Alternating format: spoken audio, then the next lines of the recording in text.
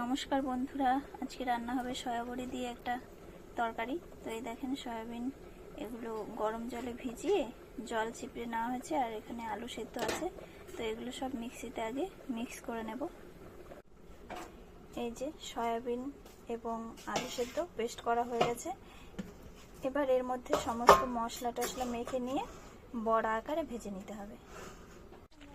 আর এই দিকে দেখুন রান্না হচ্ছে কুমড়ো শাক কাঁঠালের বীজ দিয়ে। তো এটা খেতে কার কার ভালো লাগে বলবেন, আমাদের তো খুবই প্রিয়, সবারই প্রিয়।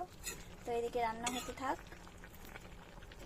এই যে বড়া ভাজা শুরু হয়ে গেছে, কিছু মাছের আকার দিয়ে করেছে মা, আর কিছু এমনি আকার দেবে। এই দেখুন একদম মাছের মতন দেখাচ্ছে। এবার কিছু পটলের আকারের হবে।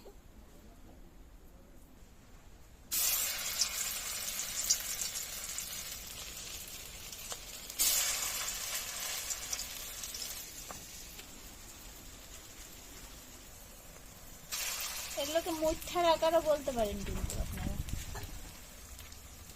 তো এগুলো ভাজা হতে থাক। তবে এগুলো দেখুন একদম কিন্তু অরিজিনাল মাছের মতো। এই দেখুন সমস্ত ভেজে নেওয়া হয়ে গেছে। এবার কড়াইতে একটা গ্রেভি তৈরি করে নিয়েছে মা। এখানে হলুদ, লবণ, একটু জিরে গুঁড়ো এইসব দিয়ে একটু কষিয়ে নিয়েছে। আর কষিয়ে নিয়ে এবার এর মধ্যে একটু জল দিয়ে এটা আবার একটু ফুটিয়ে নিয়ে তার মধ্যে এই বড়াগুলো দিয়ে দিলেই হয়ে যাবে রসা। গরম জল দেবো, দিয়ে রসা করে এটা এটা টেনে যাবে যাতে মশলাটা কষে যায়।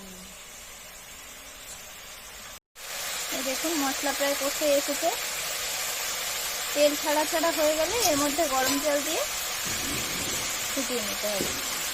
দেখুন ঝোল ফুটে উঠেছে। এবারে এর মধ্যে একে একে বড়াগুলো ছেড়ে দিতে হবে।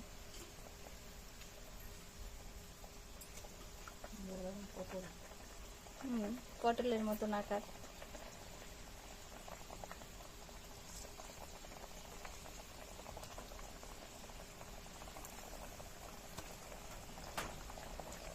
আবার এই যে কিছু মাছের মতন আকারও আছে। খেতে কিন্তু হেভি হয় এই আইটেমটা। তো আপনারাও বাড়িতে অবশ্যই করে খাবেন।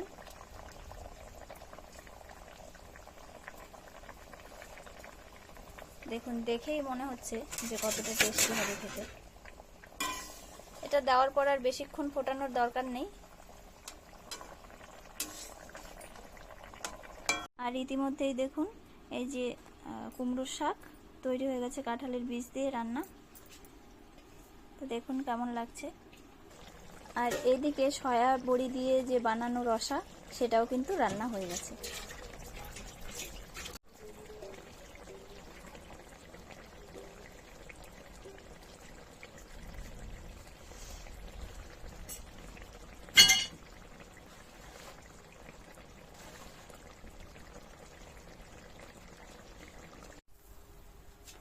এই দেখুন রান্না কমপ্লিট। তো ভিডিওটি কেমন লাগলো শেষ পর্যন্ত দেখে অবশ্যই কমেন্ট বক্সে কমেন্ট করে জানাবেন।